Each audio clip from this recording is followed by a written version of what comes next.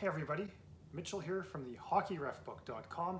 This video is number 2 of 6, all about game management. The first video was about managing your stress. This video is going to be about emotions, nonverbals, and your presence on the ice. Now, before we really get into this, I will remind you that everything that you see in this video is complemented by the book How to Referee Hockey. It's not just about the rule book. It's available for purchase through the website, TheHockeyRefBook.com, as well as free excerpts that you can take a look at to check out some of the information that you will find in the book. But of course, everything in this video complements the book complements the video. Some of the things in the book are not in the video, some of the things in the video are not in the book. So certainly to maximize your success as you run through your hockey games, different resources are available, and use the ones that are most available to you.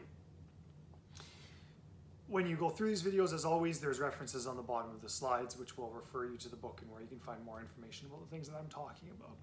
So in this video, we're going to talk about your emotions, nonverbals, and your presence on the ice, and how it is that you can use those things to maximize your success with the players and the coaches.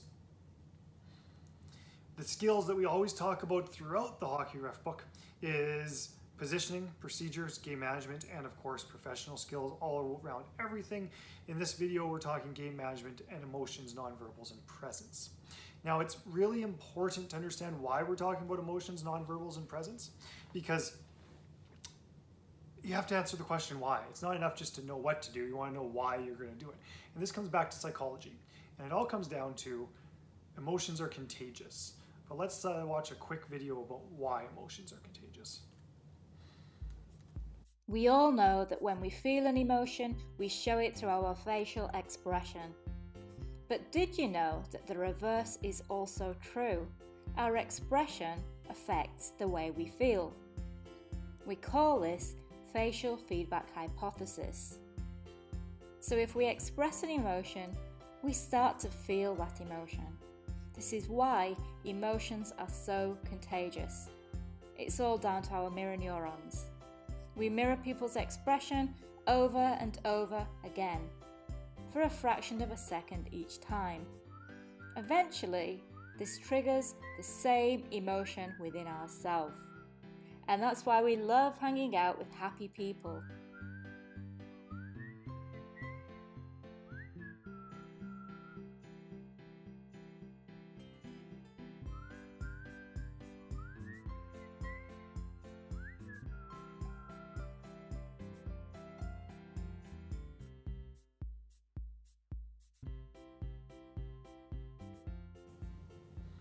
So there's 2 important things that we're going to take from that.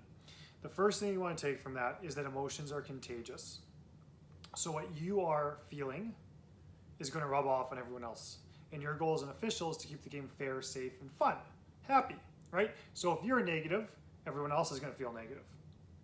The second important thing that you want to take from this is that what's going on in your brain will have a direct effect on what's going on your face. And what's going on in your face is going to have an effect on what's going on in your brain and how you feel in general, for that matter. So let's do a quick activity. Put a big smile on your face. And now think of a negative memory. Now frown. Big pouty lip. And try to think of a negative memory. You can also do this as a smile. Big smile. Think of a happy memory. Big pout. Think of a sad memory. Sorry, think of a happy memory with a big pout. And what you generally find is that you're faster when the emotion on your face matches what you're trying to pull out of your brain. And that's because of your brain affecting your face and your face affecting your brain, right? So what we're looking at is those 2 ideas. 1, emotions are contagious. How you feel is going to rub off on other people. Number 2, what's going on the inside affects what's going on the outside, and vice versa. So what we really want to be able to do is we want to be able to understand strategies to help us give off a positive energy when we're refereeing, or at worst, a neutral energy, right? And in order to do that, the first thing I want you to consider is that this is a game. It's meant to be fun. And although lots of people take it seriously, and certainly there's a lot of money spent on it, if we can keep the game fun, overall everyone will have a better time at it and likely play the game better if they're enjoying themselves. So have a sense of humor, make jokes, have fun. It's a game, right? There's going to be times when you have to be serious. When there is a check from behind and someone's injured on the ice, or something really nasty has happened, or people are throwing punches, you're going to have to take control, and it's not a time for a joke necessarily, right? You are responsible to know where it's time to joke and where it's not. For example, in a fight, during that fight, it might not be time for a joke, but sometimes to get the guys to wrap up their fight, if one guy's really mad, a joke might make sense. So there's going to be times in the game to use humor, and there's going to be times in the game when there's not, when it's not time to use humor. Compliment players on good plays, good moments where you thought, wow, nice move, or way to move your feet and catch it, right? Like punishment itself, which we do a lot of as referees when we stop play for an offside or an icing, or when we have to call a penalty, that's punishment. It works best when it's paired with positive things. Wow, nice move, or what a breakaway, I can't believe you put that in the net, or goalie, I thought it was the net, way to stop the puck, right? Good, nice defensive play. Be a referee, you can also be a slight fan.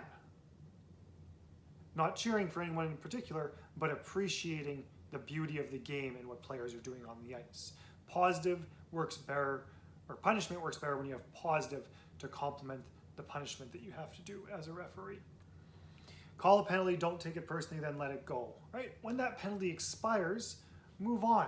Don't hold a grudge against a player. Maybe you're aware that the player has taken some really silly penalties, so you watch them a little closer, but talk to them respectfully, like they hadn't received any penalties throughout that game. Re-engage with them, pull them in, be positive. If you feel negative, then smile or mindfully relax your body. In the first video of this series, we talked about mindfulness-based stress reduction. So a consideration being, how can I bring myself to a positive or neutral place, right? Positive nonverbals leads to positive emotions. Smile if you're thinking no one's looking at you and you just need a moment to bring yourself back to positive. Big smile. Or maybe go and say something funny to one of your partners during a stoppage and just get you both chuckling a little bit to bring you back to that positive, right? Positive nonverbals lead to positive emotions on your face. So speaking of that, we have to understand what good body language looks like when we're refereeing a hockey game, because good body language will rub off on other people in that game. The first one I'll bring to your attention is called resolve. It's an acronym. It refers to when you are talking to somebody, you're relaxed, so your shoulders aren't up like this, but your relaxed shoulders, hands at your side. You can make eye contact with them. That can be very positive. Standing square to them when you're talking to them communicates engagement. You're open, so you don't have your arms crossed like this, but your arms are at your side, and you're leaning in just a little bit. And your voice is modulated, it's relaxed, it's calm, it's engaged, it's not angry. If I'm talking like this in this presentation, it gives you a completely different impression than if I'm talking to you in a very even, calm voice.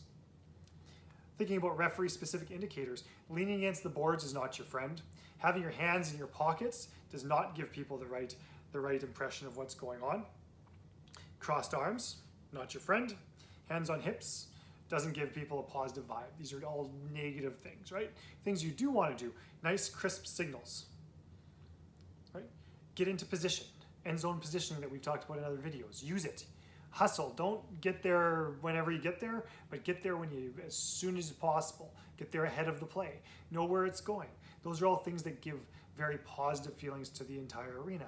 Knees bent, being in an athletic ready position, feet shoulder width apart, arms ready to move, be square to the play. All those things are very positive nonverbal cues that the whole arena is seeing from you when you're officiating. Be engaged.